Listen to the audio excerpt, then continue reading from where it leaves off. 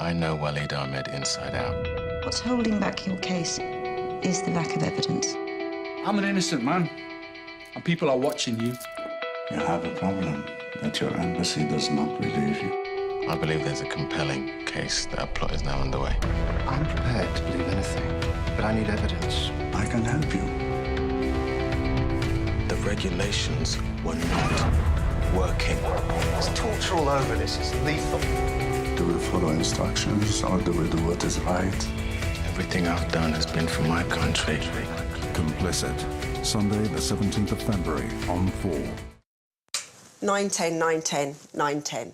What happens when people who are obsessed by things like this Dust my head in with the arthur across the window. meet people who, well, aren't? Filthy, filthy, filthy, filthy. Filth. Obsessive Compulsive Cleaners. The new series starts Wednesday at 8 on 4. Ditching their hangovers and getting down to hard graft. First-time farmers here in an hour. Friday's Channel 4 News now with Jon Snow and Krishnan Gurumurthy.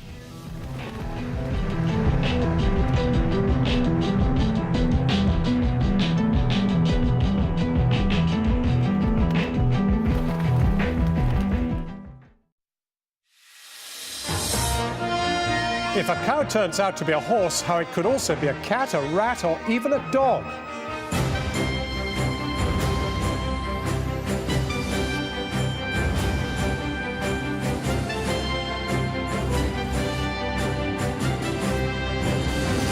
Good evening. It is a fact that the Food Standards Agency, until this latest scandal, has not been checking for horse meat in our beef.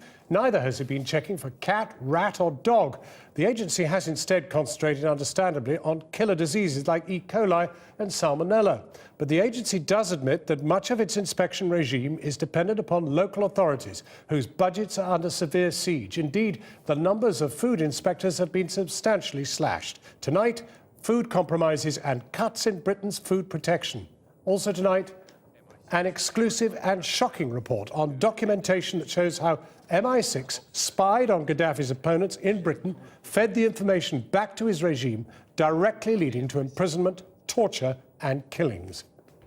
Cameron gets his deal. The EU budget is cut, but the Common Agricultural Fund, beloved of France, remains uncut. And welcome to the coalition's backyard standoff in Eastleigh as the parties battle to replace Chris Huhne. Also tonight, the actress Tandy Newton tells us why she's joined the 1 Billion Rising campaign to expose the scale of violence against women and talks about her own shocking experience of it. I feel so passionately about allowing this to be as big and as bold and to reach as many young women and women of all ages as possible. The experts say the discovery of horse meat masquerading as beef in some Findus lasagnas poses no immediate human health risk. British firms have been told to test all their processed beef products for traces of horse meat or pork within a week. But no one is testing for traces of other species such as cat, rat or dog.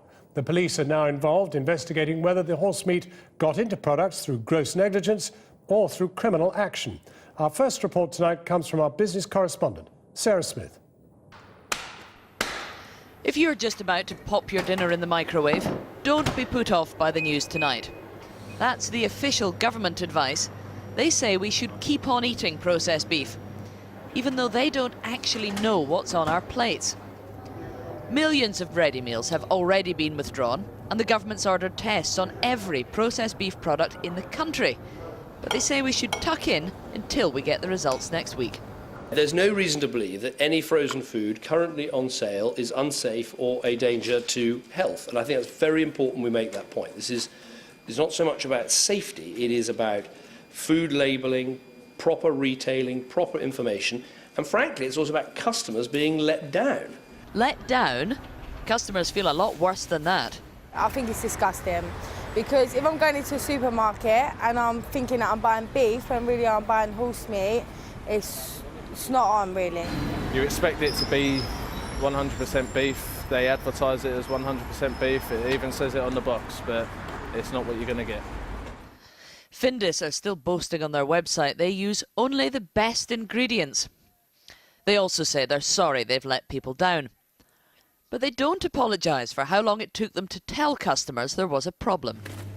Only Findus macaroni cheese here, but it could have been beef lasagna, because the company started telling supermarkets on Monday to remove beef lasagna from their shelves. They did not necessarily tell small shops like this to do the same. In fact, they've been rather slow at letting everybody know what's been going on. The company knew there was a problem with contaminated meat on Saturday. They informed the big supermarkets on Monday night, but they didn't tell the public. We didn't find out that large quantities of horse meat were in their lasagnas until last night. So how many of us have been eating horse-ridden ready meals since Saturday when the company knew what was going on, but they didn't tell us? Findus's French supplier, Comigel, may have told them that products dating back to the 1st of August have been contaminated. The company would not confirm today if they have been selling horse meat for over 6 months. The problem is not unique to Findus. On the 16th of January, 10 million burgers were taken off the shelves after traces of horse meat were found. At the end of the month, Burger King revealed its burgers were contaminated by horse meat. On the 2nd of February, Findus were notified by their French supplier, Comigel, that their beef lasagna may contain horse meat. On the 6th of February, Tesco and Aldi removed frozen meals that were made by Comigel. And yesterday, the Food Standards Agency revealed some Findus lasagnas contain 60 to 100% horse meat. The more we test, the more we're finding. So the wider the testing goes, the more products are being found, and that's the worrying part of this. All food producers and suppliers now have a week to check processed beef for horse meat and traces of pork. They don't have to check for anything else that might have slipped in there, and they don't have to check any other meat products. Findus built a trusted brand over generations, and it will take a long time to win back consumer confidence. This scandal will do great damage to the meat processing industry as a whole. Accusations of criminal involvement in the food we eat are difficult to digest at dinner time.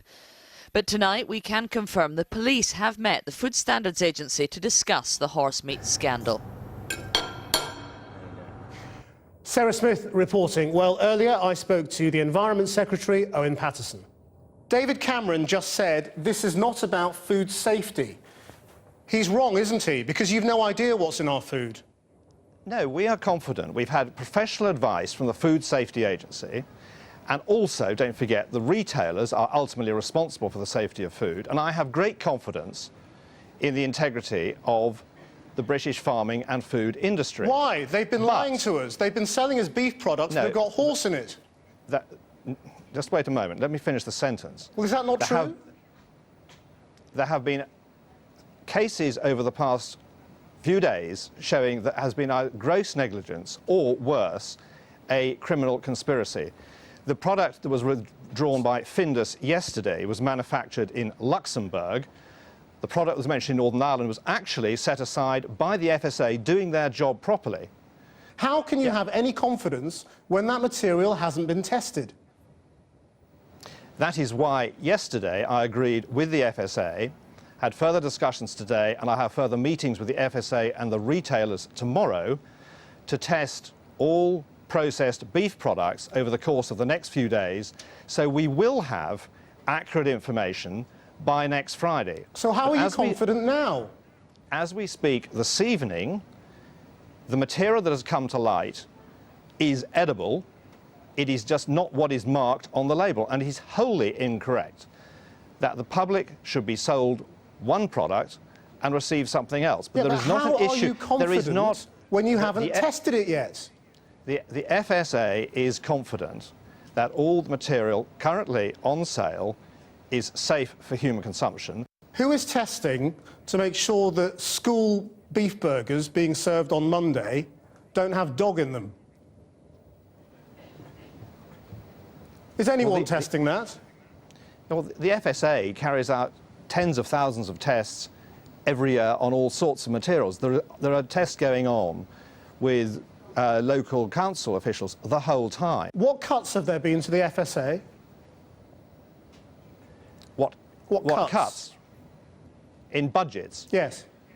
Well, all government departments have had to take a reduction given the appalling state of the public finances which he inherited from the last government. So what were the cuts to the FSA? I do not have the figures to hand. You don't know? All government departments have had to work within the constrained circumstances which this country finds itself in. And have local authority inspections been cut as well? Well, there have also been reductions for local government, but there have also been great efficiencies made, and the actual disposition of officials is obviously down to local councils. So it's true that we have fewer resources to check for food safety today than we had a couple of years ago? No, we have a strong independent cuts. FSA. No, because it's down to the local council to decide where they make their reductions, but we have an FSA which is independent. Could you just explain to the public how this works? When a supermarket buys a meat product from France, how exactly is it checked that it's safe? Well, that is down to the individual retailer. So there's no system? It is the... No, of course there's a... Well, what is it? It is for the retailers to ensure that the products they sell are as marked on the label and conform to the standards that are required by that label. So if it is a processed beef product like the ones we've been talking about, it is wholly incorrect that it should contain any significant amount of horse. And that is down to the retailer. But during this period of time while you wait for the test results, you would feed your family lasagna from the corner